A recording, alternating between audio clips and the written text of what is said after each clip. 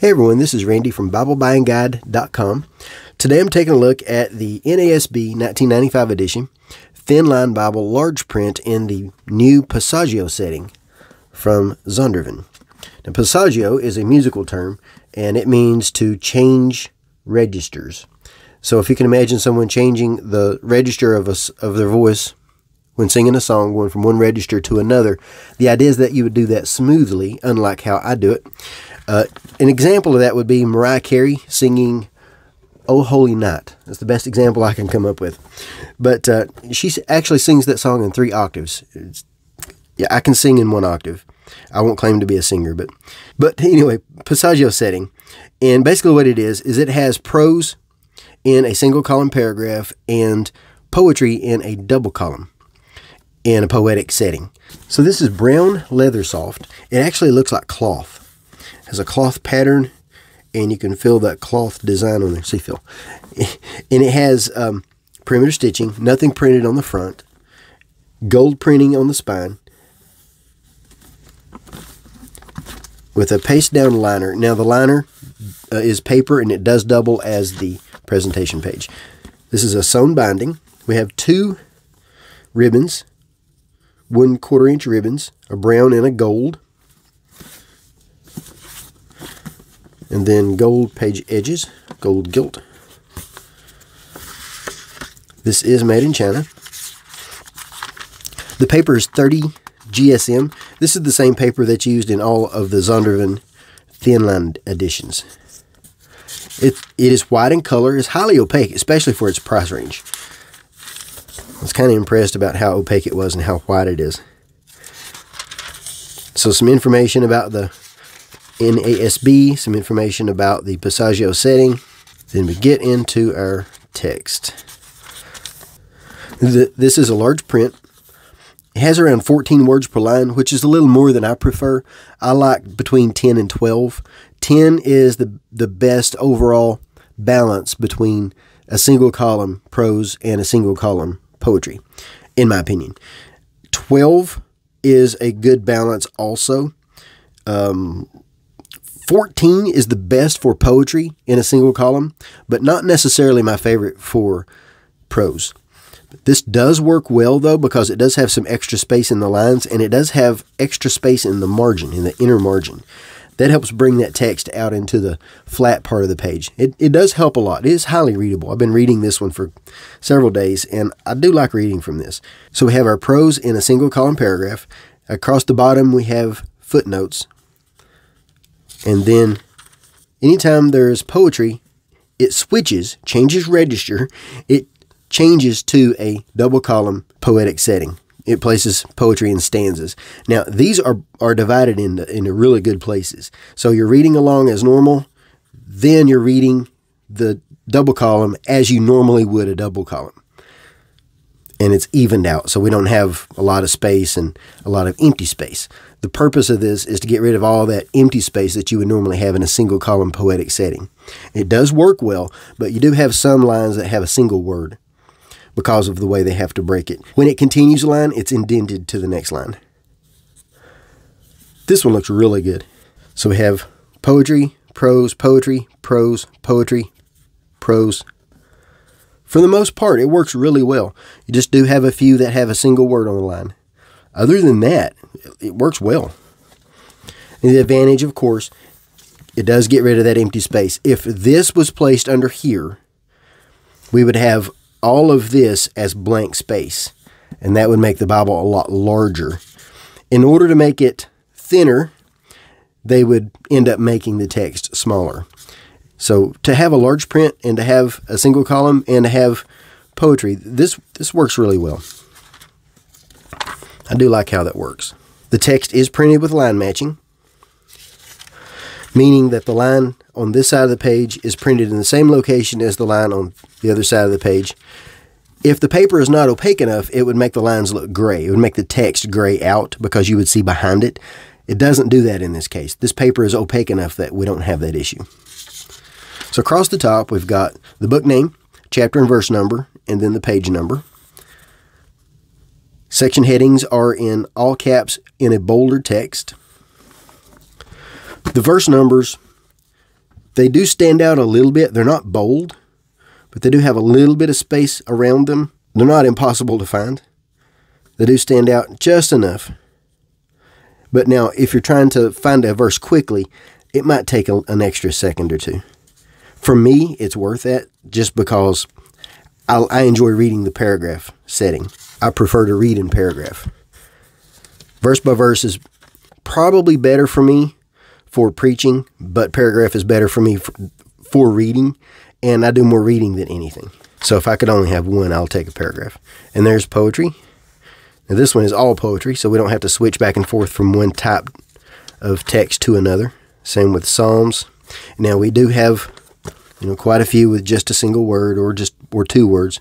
In order to get rid of that, we would have to have a wider column, or we would have to have a smaller text. It's good enough, but I do find a lot of them with one word. I do find it a little bit more awkward to read, but that's typical of poetry in a double column anyway. Books start on a new page. You usually don't have any issues with turning this paper. Just rough enough of a texture that it's easy enough to grab. Unless my hands are really cold. It is cold back here in this back room. But my wife put a heater back here for me a few minutes ago, so that was nice of her to do. She does that. The New Testament. I have one complaint about the New Testament, and I'll show you.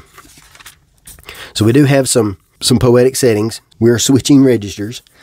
Now, the New Testament also places Old Testament quotes in all caps. I like that. I'm glad that they kept that. Of course, as always with the NASB, supplied words are in italics. And not all Old Testament quotes are in poetic setting. Here's some within the prose. The problem I have, I know that's an Old Testament quote because of its formatting, but it doesn't tell me where it's from. It has the footnotes, but the footnotes don't include where quotes are from. Those are done in references, not in the footnotes. I like it when those are included in the footnotes, because if you have a text edition without references, you would still have it. For me, that's the most important references you can have, where something is quoted from. Now, I can look it up, but I can't look it up in here. This is a red letter edition, and the red looks pretty good. It's a medium to dark red, maybe closer to a darker than a medium. But the red does look pretty good. For me, the darker the red, the better. But I don't want it so dark it looks black. I don't think I want it any lighter than this. That's a good red. I can deal with that. This Bible stays open on its own fairly well. Now this one does not include maps, and it does not include a concordance, but it does have a couple of tools back here. We have tables, Miracles of Jesus. That's a good table, especially for study. Parables of Jesus. Perspectives from the Bible. And this is, what to read when the future seems hopeless. You are seeking God's direction.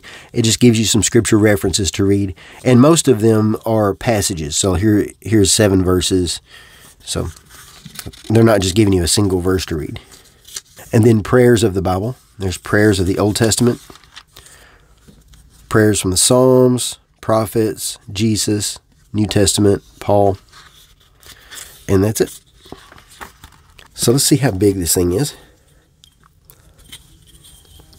6 1/4 by 9 5/8. See, at the spine we've got 1 inch and 1/8. Just a touch over 2 pounds. It's a good size for reading and carry. No issues carrying this, no issues reading it. That inner margin especially is helpful. So let's compare it to a few other NASBs. First is the giant print Thinline. Footprint is the same. It might be slightly thicker. And we have the same paper. And its font is slightly larger. Here's how they compare.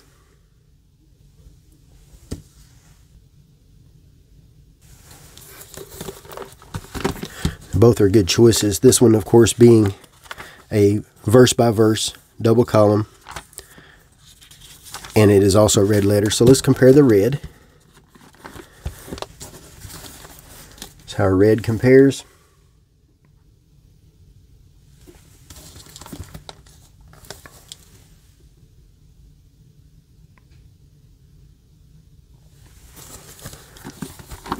Both of these are excellent Bible. This especially is good for preaching. If I was going to choose one for preaching, I would choose this one. At least between those two. And then we have this one, the Thinline large print, which also has the same footprint, and it's a touch thinner.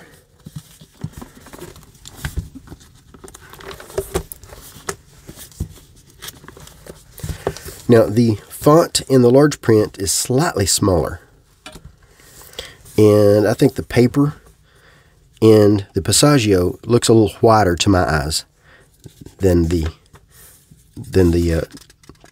large print Thinline.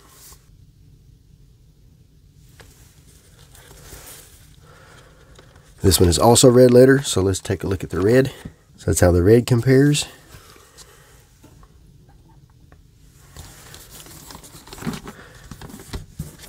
This one is in a little bit different price range because it is the genuine leather. And it has maps and the same tables.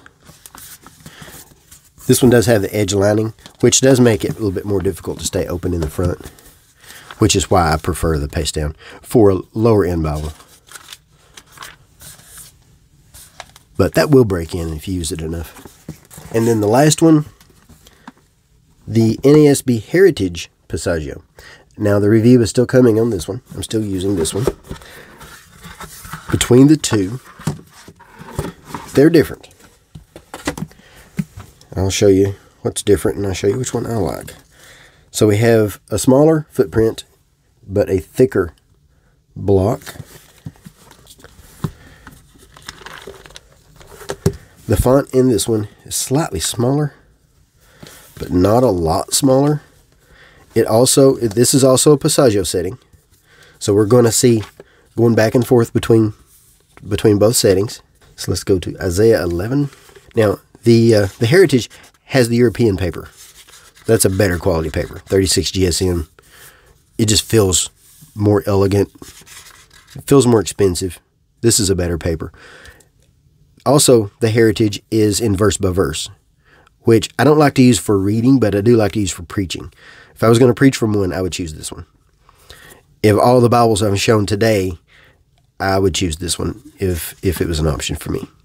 Now, it does have some gold text for the highlights. It has some interesting design elements. I'm going to be looking at this one in a future review coming very soon. And it's got the maps and a few other things, but this one is black letter. Here's how they compare.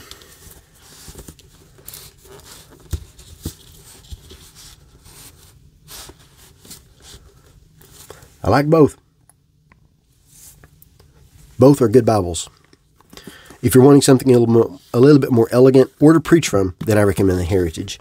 For reading, I recommend the large print Thinline. So that's my quick look at the NASB Thinline Bible large print Passaggio setting. I like the Passaggio setting.